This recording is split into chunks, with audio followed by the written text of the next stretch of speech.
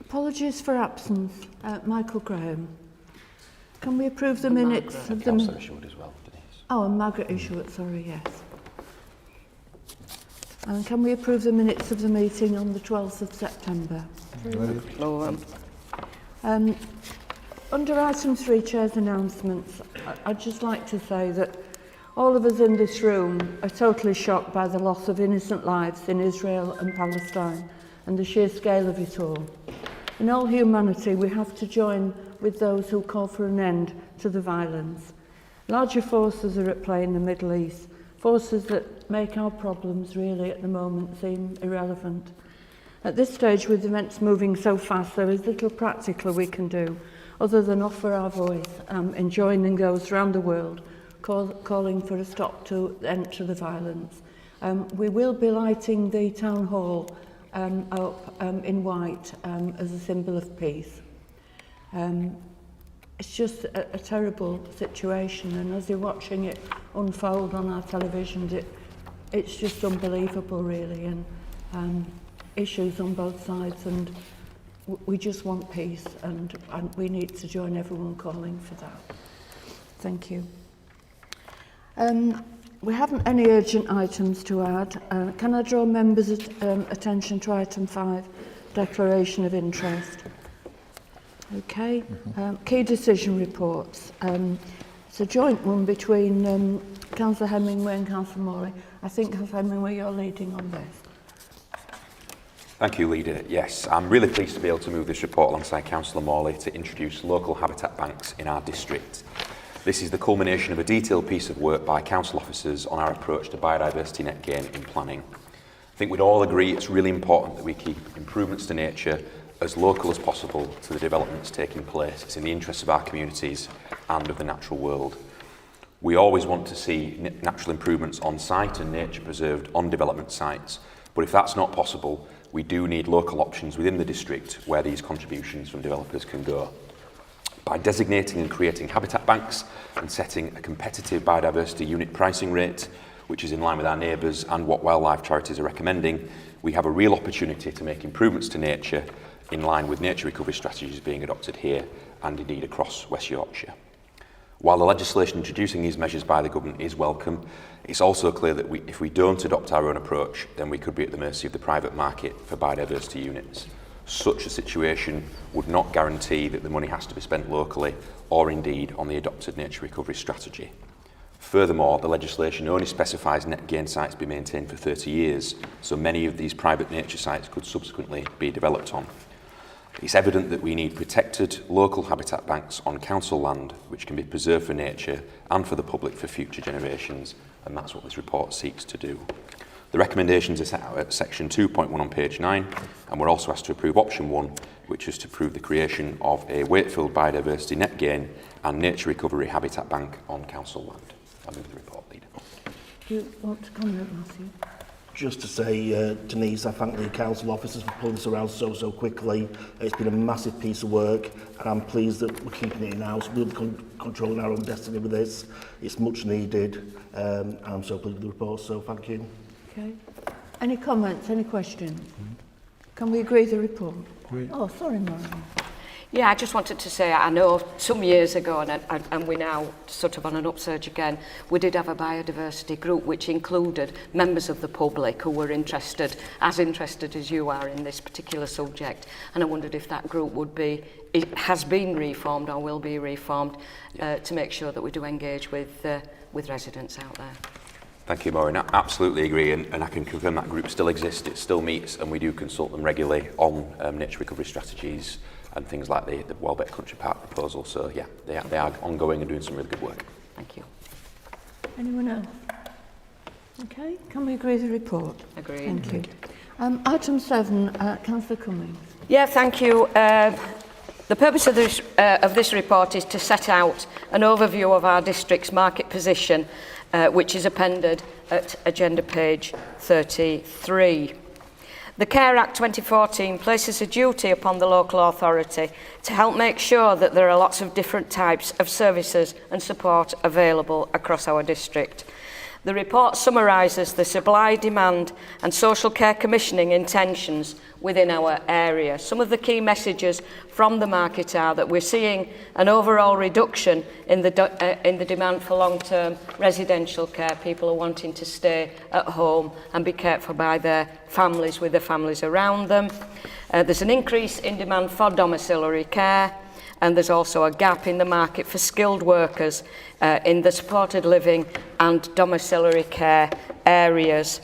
The Cabinet is recommended to agree the market position statement draft, as I say, which is appended at agenda page 33, agree to the outline commissioning intentions, and to agree to the information and analysis about the care market. The report actually has the intention of people are living longer. We've heard this over the years that we've been around. People are living longer with more care needs. They want to be at home with the families, and it's proven that they actually live longer if they're in the care of their families, but with the right support around them. And this sets out our intention to actually where we are, where we want to be, and how we're going to get there. So I'll move the report. Yeah, it's a very good report, and your sentiments are spot on. That's what people want to be, living in their own homes with the families. That's what we want. Yep. Any comments from anyone?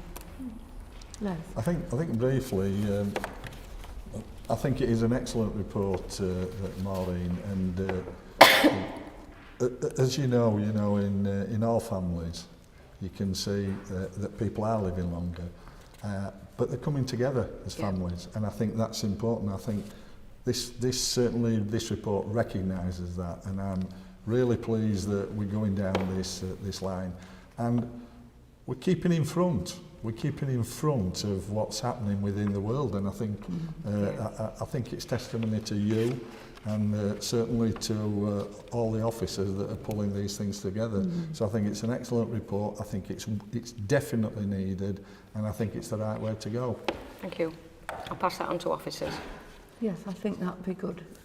They need to know that we appreciate what they're doing. Thank you. Anyone else want to comment on this? Okay, can we agree the report? Agreed. Thank you. The next report is the Hepworth Trust lease agreement. Again, it's a joint effort between the two of you. So who's leading on this? Michelle. Thank you. In 2018, Cabinet approved support for the disposal of land that would become the new Hepworth Garden. For anybody that's been down there, it's absolutely beautiful. And that was by way of a 30-year lease. The lease was granted to the Hepworth Wakefield Garden Trust, which has been established by the Hepworth Wakefield Trust, to support the development and management of the garden. This lease currently has 25 years remaining. The Hepworth Trust currently has a 25-year lease agreement with the council to operate the building. This lease commenced in May 2011 when the gallery first opened, which means that there is only 13 years remaining on the lease. The Hepworth are now encountering difficulties in raising external funding to support its capital work aspirations due to the lack of longevity remaining on the lease to the building. So to resolve this, the Hepworth has approached the council to consider reviewing the two leases to bring them together under one longer lease managed by the Hepworth, and to include within this lease for the small playground area, which is currently under council ownership. I think we all agree that having a new play area around there is going to have such a social impact for the wider community as well. So by tidying up the different leases, it would provide the Hepworth with a clean new 30-year lease for the whole of the site, including the new playground, and the new lease would end in 2053. So the purpose of the Cabinet report is to seek approval to grant a further concessionary lease of the council-owned Hepworth Wakefield building to the Hepworth, including adjacent land with the Hepworth Garden and the children's play area. The report will seek approval to extend the existing service concession agreement with the Hepworth Wakefield on the same terms and conditions to align the duration of the SCA with the duration of the concessionary lease. So we're bringing it all together under one umbrella, so it's just one time frame. Okay. Thanks, Michelle. Les, you want to comment? Just briefly, I think it's superb. I was lucky enough to be involved when they first started looking at the garden, and went down and actually certainly it was a real education for me on that side of it. We had to go down to London to look at people who were going to develop the garden from that point of view, and you saw a lot of caring people who cared about Wakefield, who cared about this area. It's a fantastic facility, not just the Epworth but the garden, and the new children's play area will be absolutely fantastic. So fully endorse what you're doing, Michelle, and I certainly support it 100%.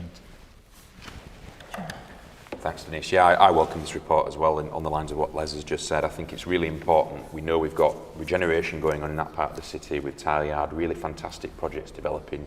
It's so important that we ensure the long-term future of the Hepworth as part of that regeneration work to bring people, businesses and money into Wakefield. So fully support the report and think we should be granting this licence. Thank you.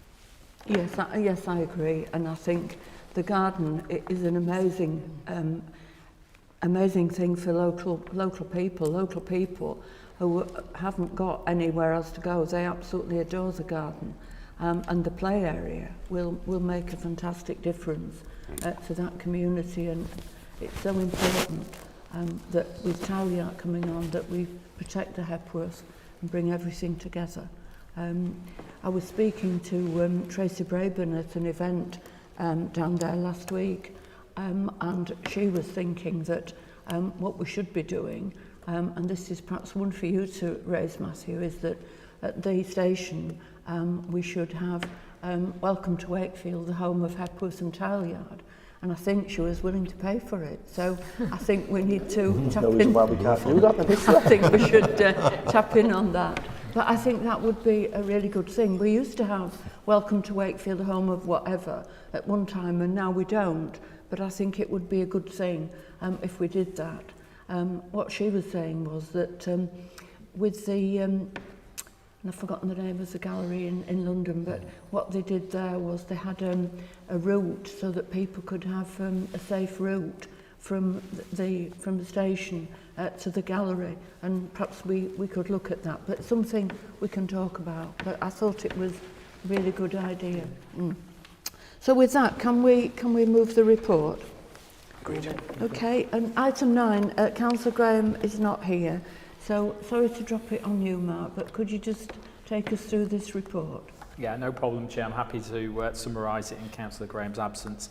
So this report builds on the root and branch review we did of markets in 2022, which looked at all aspects of how we run markets across the district, and was very much intended to complement the £6.47 million worth of capital investment the council's already putting in to improve the infrastructure of all of the markets across the district. So this report starts to take forward a number of the recommendations that were proposed in that review, some of which are quite detailed, relating to the leases and how we manage the markets itself with the traders. But it all very much focuses on how we can create an improved environment for the customers both now and in the future. As I say, the report sets out quite a number of detailed recommendations around the leases and how we manage our relationships with existing traders, but I wanted to kind of highlight 3 particular new aspects that the report sets out. One of which is a new startup scheme to attract new startup traders into the market, because we know markets are a good incubation facility for new businesses wanting to trial new things before they potentially move on to elsewhere or take their own retail units. The proposals also include incentives to attract existing traders from elsewhere. Where we have identified there is a gap in the current market in any of the traded offer, how we can go out and actually source new traders who are actively trading in other areas and other locations, and how we can bring them to one of our markets across the district. And then finally, how we provide franchising opportunities for niche specialist markets like your continental markets we often see around, how we can use the Markets Charter to be able to offer that kind of broader opportunity for those franchise markets to appear across the district as well. So as I say, there's a number of more detailed recommendations in the report, but I just wanted to highlight those kind of 3 very positive new changes we're going to make. Thanks very much for that, Mark. Any comments, any questions? Les? Just a brief comment. I like the start-up idea of this report. I think that's needed, because when you go into some of the markets, you want the established ones that have been there years, and we all know those. but bringing in new things all the time stimulates the economy, stimulates people to go into those places. And I think that this report recognises that, and along with a number of other things, but I think for me that specific thing, I seriously welcome that. Okay, anyone else? Well, happy with the report? Thanks very much. Can we agree that? The final item is medium-term financial strategy. This report, which can be found on agenda pages 85 to 163, informs Cabinet of the Council's medium-term financial strategy for the next 5-year period from 2024 to 2028-29. This strategy sets out in the context of the current challenging economic climate and provides a forecast of the budget challenges that this Council faces over the next 5 years.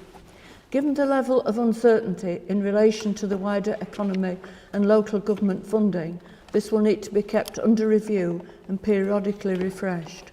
This strategy aims to ensure that our financial resources are aligned to our priorities as set out in the corporate plan.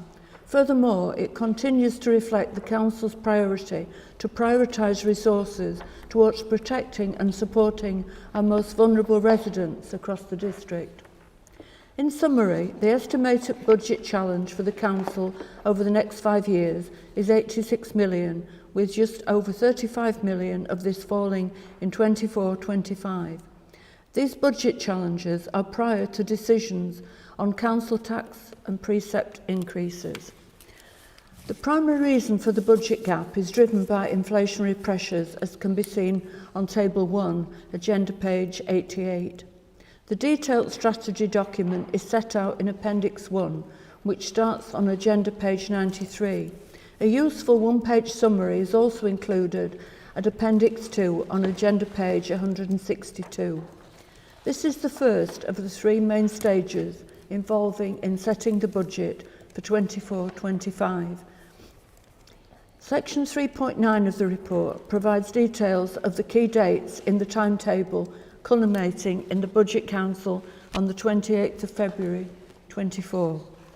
As I stated in the September meeting, I'd like to re-emphasise that whilst there are difficult decisions to be made, the Council remains in a resilient financial position, and this is testament to the tough decisions that we have taken over the previous years. Finally, the recommendations are set out in Section 2 on agenda pages 85 and 86, and I'd ask colleagues to approve the report as presented. Any questions? Anyone happy with that? No? Just a comment, Leader. I think there's a lot going on in the public sector right across this country at the moment, and unfortunately we're seeing 13 years of austerity and all that side of it that's coming to fruition now. What I would say, because of the well-run officers of this council, although we've got some challenges ahead of us, and we can't minimise that and we shouldn't minimise it, we're in certainly a better position, and I think we should relay that to staff, because this is a worrying time for staff working in public sector across all councils, and we value our staff, and we're all worried about the financial position, but we should put the information out that we're not in the same position as a lot of other organisations, and I think we should be doing that. We will be constantly working over the next 2 or 3 years to make sure we don't get into that sort of position. And I can say that staff, and certainly in finance and certainly across the council, are well aware of that. So it isn't good, it's testing, but we're up for the test and we're up for what we need to do. And I think that needs to go right across the council, Chair. Yes, thanks for that, Les. A letter has gone out from the Chief Executive to all staff, reassuring them of our position we're in, and I'm pretty confident, but by the time we have to present the formal budget to Council, we shall have balanced the books. We have some brilliant officers working on this, but as elected members, we shall make some tough decisions. And over the next few months, as Cabinet, we will be sitting down and looking at our capital programme and how we can make some savings. We can't keep chipping into reserves. We have reserves, we're much stronger reserves than many other authorities. But if we just continue to rely on reserves, then in years to come, we won't have that reserve. So we want to make sure that we have an even balanced budget across the council for the next 10 years. And I do thank officers for all the work that they've done in presenting this budget. Anybody want to comment? Are we okay with that? Thanks for... Oh, Michelle. Yeah. No, I was just going to say, you know, it is always quite gloomy when we're looking at budgets, particularly, as Les said, facing 13 years of austerity and a government that's chipped and chipped and chipped away at the budgets and given us nothing really back in return. But I do also want to highlight the fantastic work that officers do and the leadership does as well, because whilst we are making savings and we are making those tough decisions, we're still making sure that residents are at the heart of everything we do. We're putting on fantastic events, we're driving forward outward investment so that we're able to continue to provide services that are not necessarily we have to provide, but actually make a real meaningful difference to residents, and I think we just will continue to do that. And it's just fantastic that we together and also with officers that we're still able to do that. So it's not all doom and gloom. It is tough, but we will always put the best interests of every resident at the heart of decisions that we make. Thanks for that, Michelle. And I do think that if we were funded in a proper manner, with a 4-year cycle, instead of every year, we'd be in a much better position. And what we decided yesterday, a controlling group, we will be writing to Rachel Reeves, asking what they're going to do if they get into power for local government, and if we could have a proper settlement rather than a 1-year settlement. And that's something we're going to be lobbying for that. Okay, thanks very much, everybody. Thank you. Thank you.